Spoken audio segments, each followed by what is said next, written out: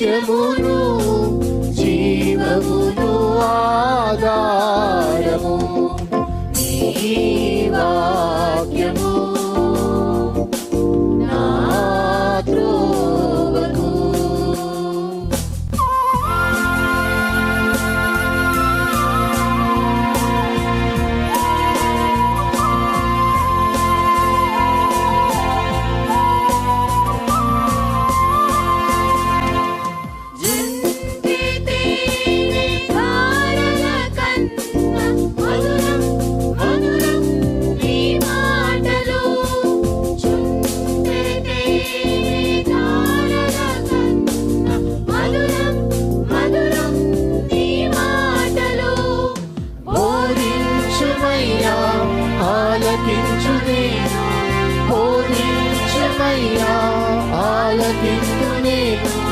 అనుసరింతునయ్యా ఆత్మశక్తితో, అనుసరింతునయ్యా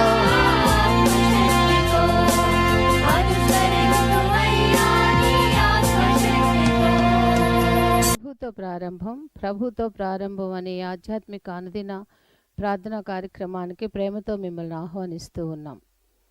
మన జీవితానికి ఆదియు ఆధారమునైనటువంటి ఆ దేవుణ్ణి మొదట మరణించుకున్నట్లయితే ఆ దినమంతయు ఆయన కృపాక్షేమములే మన వెంట వచ్చును. మొదట అవేకునే లేవగానే మరి నీతిసూరుడైనటువంటి ఆయనని చూద్దాం, ఆయన మనలనైన స్వరాన్ని మనం విందాం. మన జీవిత కాలం అంతయు ఆయన ఆశీర్వాదములు దీవెనలు మన మీద కుమ్మరించును.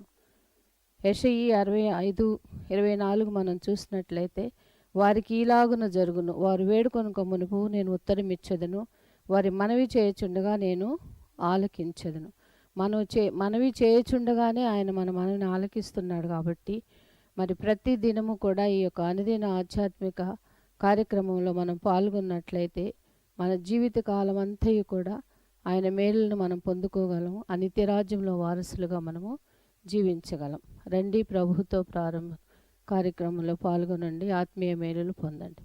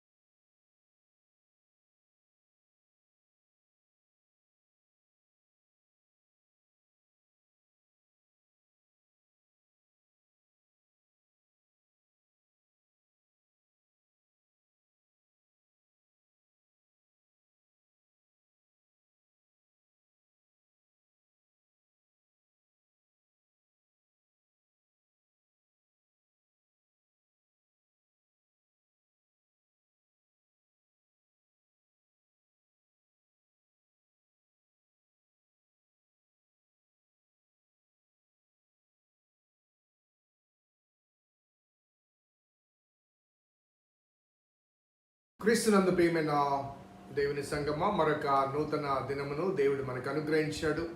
దేవునికి స్తుతులు చెల్లిస్తున్నాను. ఒక శ్రేష్టమైన ఆధ్యాత్మిక ధ్యానాంశములతో కూడిన ఈ ప్రత్యేకమైన కార్యక్రమాన్ని వీక్షిస్తూ ఆత్మీయ ఆనందాన్ని పొందుతున్న మీకందరికీ ప్రభునామన మరొకసారి శుభములు తెలియజేస్తున్నాను. మరి గత శనివారానికి 500 ఎపిసోడ్స్ మనం కంప్లీట్ చేసాం. మరి ఈ విధం నుంచి 501 మరి దేవుని దయా సంకల్పాన్ని బట్టి మరి క్రమము తప్పకుండా మరి కొనసాగుతున్న ఈ ధ్యాన మాలికలు మీలో కొంతమంది ప్రారంభం నుంచి వీక్షిస్తున్నారు. మరి వారందరికీ కూడా నేను అభినందనలు తెలియజేస్తున్నాను, ఆశీస్సులు తెలియజేస్తున్నాను. కేవలం ఇది ధ్యానం మాత్రమే కాదు, మన జీవితాల అన్వయింపునకు అనుకూలమైన అవసరమైన వాక్య భాగములు కాబట్టి శ్రద్ధతో ఆలకిస్తున్న వారి జీవితాల్లో దేవుడు తాను కోరిన మార్పు తీసుకుని వస్తున్నాడని భావిస్తూ మరొకసారి శుభాకాంక్షలు తెలియజేస్తూ 501వ ఎపిసోడ్ ప్రార్థనపరంగా ప్రారంభిద్దాం. ప్రార్థన చేద్దాం. కృపగల దేవా, దైవ తండ్రి, మీ పాదములకు స్తోత్రము చెల్లిస్తున్నాం నాయన. నీ ఉచితమైన దయా సంకల్పాన్ని బట్టి మమ్మల్ని ప్రేమించి ప్రోత్సహించి అనుగ్రహిస్తున్న అనుదిన ధ్యానమాలికని బట్టి స్తుతులు చెల్లిస్తున్నాం. ప్రభుతో ప్రారంభం అనే శ్రేష్టమైన నామకరణాన్ని మీరు మాకు అనుగ్రహించారు. అవును ప్రభా, నీతో ప్రారంభించాలి, ఎందుకంటే మా జీవితానికి ప్రారంభం మీరు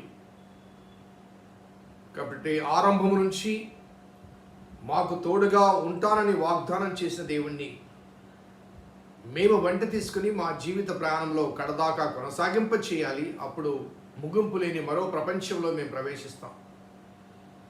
ఆ ధన్యత కొరకు నిరీక్షిస్తుండగా అనుదినము నీ వాక్యంలోని ఆయా భక్తుల జీవిత విశేషాల నుంచి కొన్ని హెచ్చరికలు, సూచనలు, ప్రోత్సాహకరమైన మాటలు మాకు వినిపిస్తున్నందుకు స్తుతులు చెల్లిస్తూ ఈనాటి వాక్యం కొరకు మేము ఎదురు చూస్తుండగా ప్రభువా, మీరే మాకు ఉపదేశించమని మా రక్షకుడిని యేసు నామమున అడిగి వేడుకొంటున్నాం తండ్రి, ఆమేన్.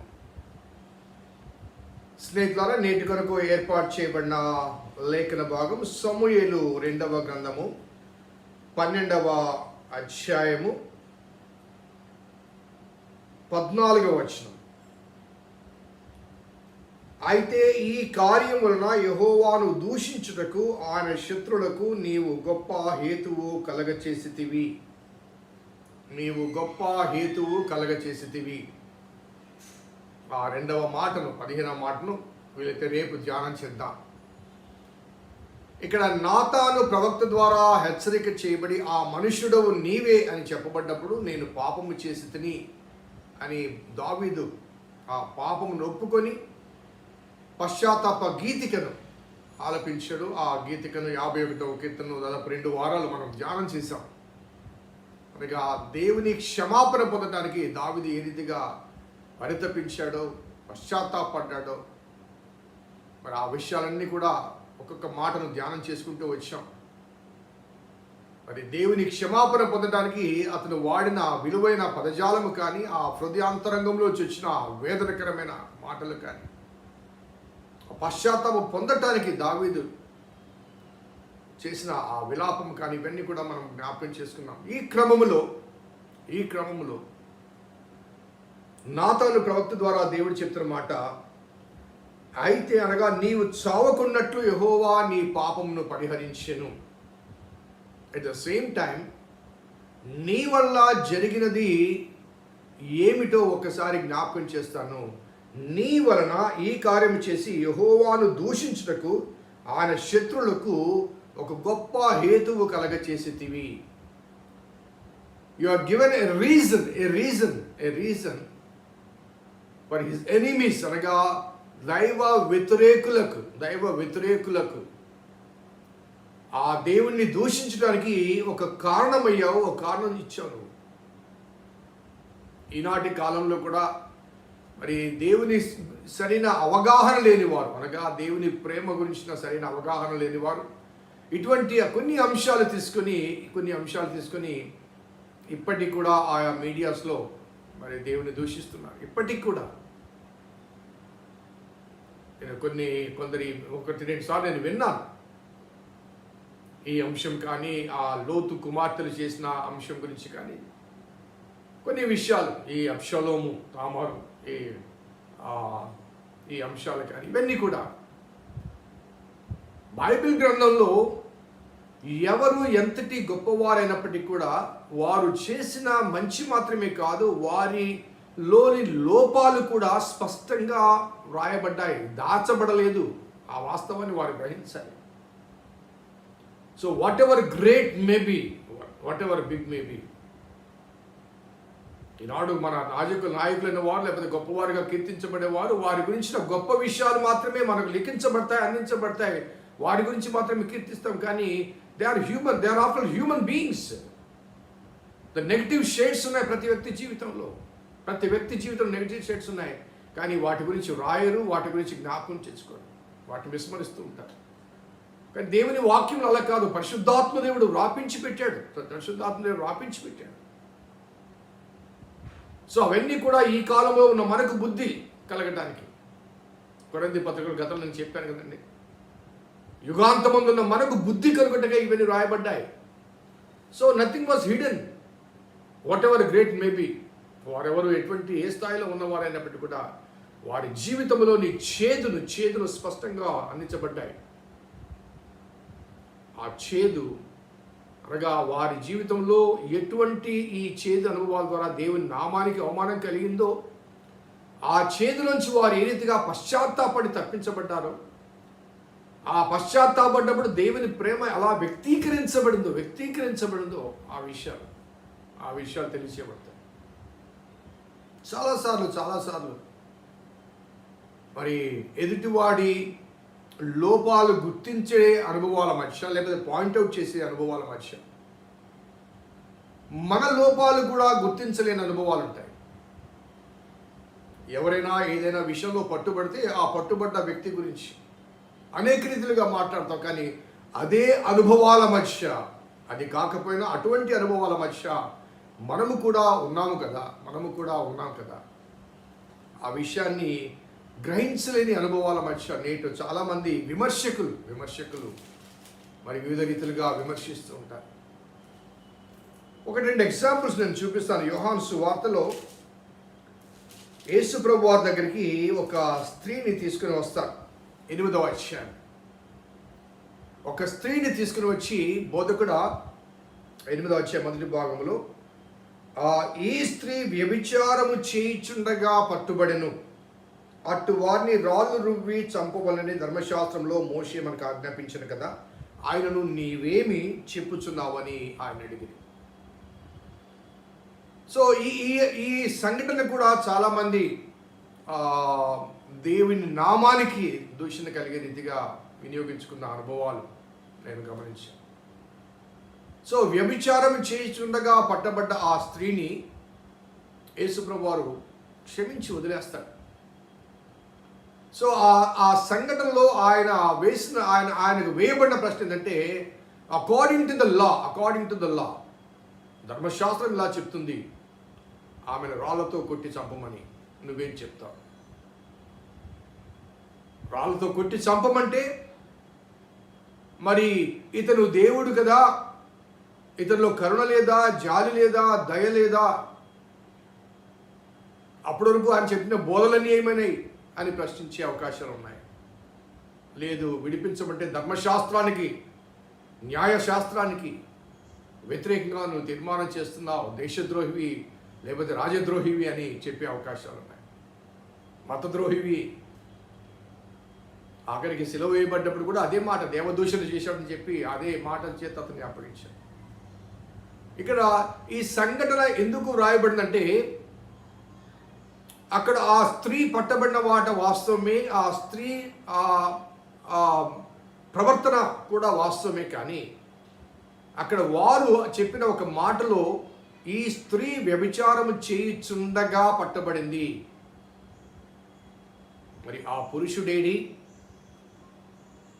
పురుషుడేడి అనగా వారి ఆరోపణలోనే ఒక విధమైన పార్షియాలిటీ కనబడుతుంది. నిబద్ధత లేదు, సిన్సియారిటీ లేదు. వారి ఆరోపణలోనే లోపం ఉంది. అదే రీతిగా ఆయన ఏమన్నాడు, మీలో పాపము లేనివాడు మొదట రాయేయమన్నాడు. మరి ఎందుకు రాయేయలేకపోయారు? ఎందుకు ఆమెను దండించలేకపోయారు? ఎందుకు ఆమెను శిక్షించలేకపోయారు? ధర్మశాస్త్రం చెబుతుంది కదా ఇటువంటి వాళ్ళను రాళ్లతో కొట్టి చంపమని. ఆయన కూడా మీలో పాపం లేనివాడు మీరు కొట్టమనే చెప్పాడు కదా యేసయ్య కూడా. ఎందుకు కొట్టలేకపోయారంటే ఎవ్రీబడి, ప్రతివాడు కూడా. అందుకే ఆ పౌలు భక్తుడు అంటాడు, ఏ భేదము లేదు, అందరూ పాపము చేసి దేవుడు అనుగ్రహించి మహిమను పొందలేకపోతారు. All are equally. సో పాపులమైన మనము ఇంకొక వ్యక్తిని పాపి అని చూపించి ఆ పాపికి శిక్ష విధించడానికి నాలో ఏ అర్హత ఉంది అని మొట్టమొదట నన్ను నేను స్వపరీక్ష చేసుకోవాలి. ఒక వ్యక్తిని కానీ, లేకపోతే ఒక మతాన్ని కానీ, ఒక మత గ్రంథాన్ని కానీ, లేకపోతే ఒక మత నాయకుడిని కానీ, లేకపోతే ఇంకొక మనిషిని కానీ నువ్వు తీర్పు తీర్చే ముందు, దూషించే ముందు మొట్టమొదటిగా నిన్ను నీవు సరి చేసుకోవాలి.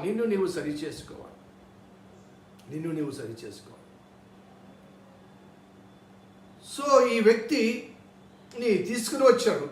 అక్కడ రాయబడ్డ మాట ఏంటంటే, అమ్మా ఎవరూ నేను శిక్షించలేదంటే, లేదు ప్రభు అంటే యేసు ప్రభు వారు స్పష్టంగా చెప్తూ, నేను కూడా శిక్షించను, కానీ దాని అడ్వాంటేజ్గా తీసుకోవద్దు, ఇక మీదట పాపము చేయొద్దు. అనగా ఆమె పాపము చేయలేదు, ఆమె నిర్దోషి అని యేసు ప్రభు వారు తీర్మానం చేయలా. ఆమె పాపి అని ఆమె చేత ఒప్పింప చేసి ఇక మీదట అనగా నీవు శిక్ష నుంచి తప్పించబడ్డావు, శిక్షించబడకుండా లేకపోతే శిక్షించకుండా నేను ఆపాను, నేను కూడా శిక్షించను. అనగా మీలో పాపం లేనివాడు అన్నాడు కాబట్టి, పాపం లేనివాడు అంటూ ఉన్నారంటే అక్కడ యేసుప్రభువు వారు మాత్రమే కాబట్టి నేను కూడా శిక్షించను, కాబట్టి ఇక మీదట పాపము చేయొద్దు.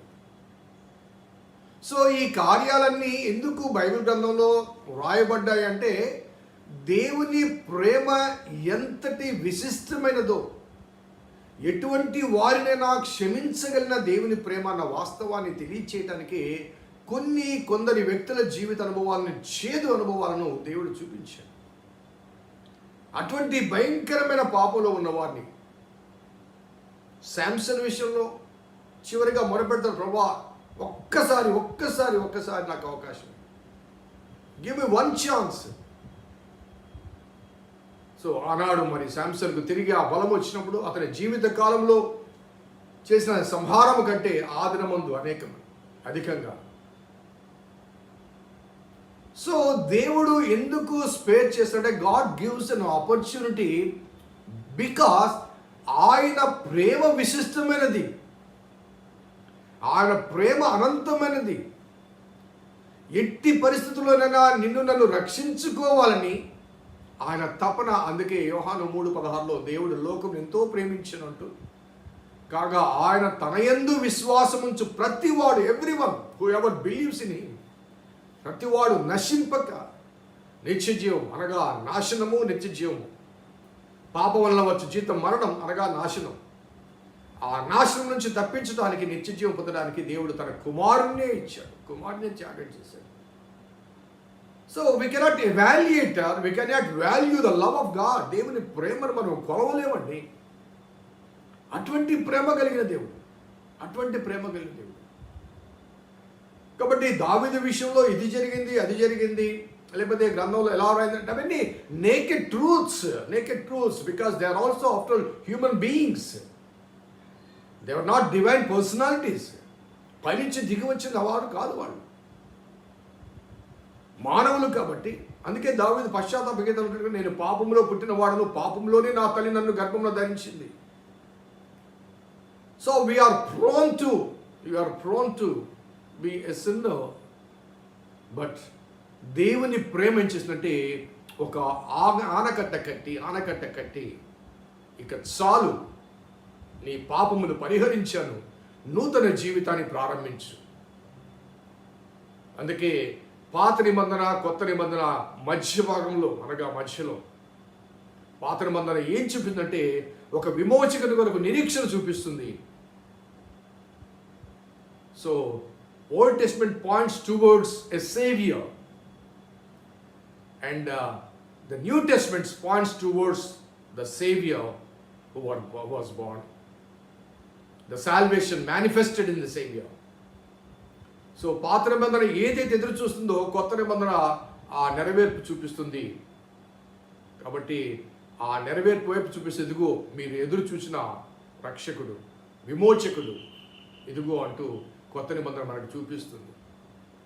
So we are the people of the New Testament, fortunate enough to have the Savior, the knowledge of the Savior, and knowledge of the salvation event.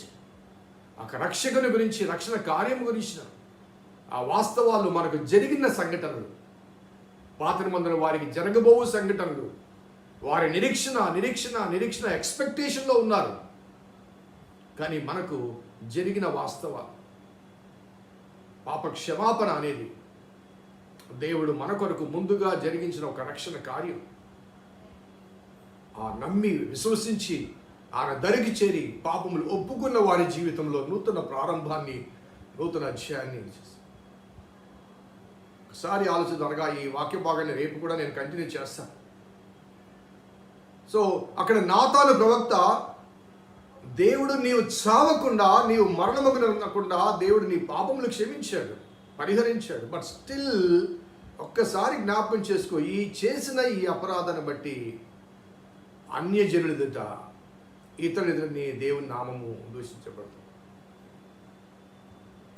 So to continue further tomorrow's meditation ఒకసారి evaluate చేసుకో. నీ ప్రవర్తన ద్వారా, నా ప్రవర్తన ద్వారా దేవుని నామానికి అవమానం కలిగే రీతిగా ప్రవర్తిస్తున్నామేమో ఒకసారి హృదయ పరిశీలన చేసుకుందాం. రేపు కూడా ఈ వాక్య భాగాన్ని ధ్యానం చేద్దాం, ప్రార్థన చేద్దాం. కృపగల దేవా, దయగల తండ్రి, మీ పాదములకు స్తోత్రము చెల్లిస్తున్నాం నాయన. నీ ఉచితమైన దయా సంకల్పాన్ని బట్టి మమ్మల్ని ప్రేమించి ప్రోత్సహించి అనుగ్రహిస్తున్న అనుదిన ధ్యానాంశములు బట్టి స్తుతులు చెల్లిస్తూ, అవును ప్రభా, నీ లేఖనాలు ప్రభా, అవి వాస్తవాలు, మరుగు చేయబడ్డవి కాదు, రివీల్ చేయబడ్డాయి. ఎవరు ఎంతటి వారైనప్పటికీ వారి జీవితంలోని రెండు వైపులా, రెండు కోణాలు మాకు చూపించి, వారు చేసిన మంచిని స్వాగతిస్తూ, వారు చేసిన దైవ వ్యతిరేక క్రియల ద్వారా కలిగిన ఆ నష్టాన్ని కూడా మాకు చూపిస్తూ, ఆ నష్టం మా జీవితంలో కలగకుండా మేము సరిచేసుకోవడానికి నీ వాక్యంలో ఆయా భక్తుల జీవితాలు సాదృశ్యాలుగా అందించబడ్డాయి. ప్రభా, ఆలకించు వారంగా మాత్రమే కాకుండా ఆ సెల్ఫ్ అప్లికేషన్, స్వీయ అనుకరణకు మీరే సహాయం చేయమని వేడుకుంటూ మా రక్షకుడైన యేసు నామమున అడిగి వేడుకొంచున్నాం తండ్రి, ఆమేన్. తండ్రి, కుమార పరిశుద్ధాత్మ త్రియేక దేవుని దీవెన ఈ వాక్యం విన్న బిడ్డలకు, వాక్యాభిలాషులకు సదా తోడేండును కాక. ఆమేన్. God bless you. దేవుడు దీవించును కాక.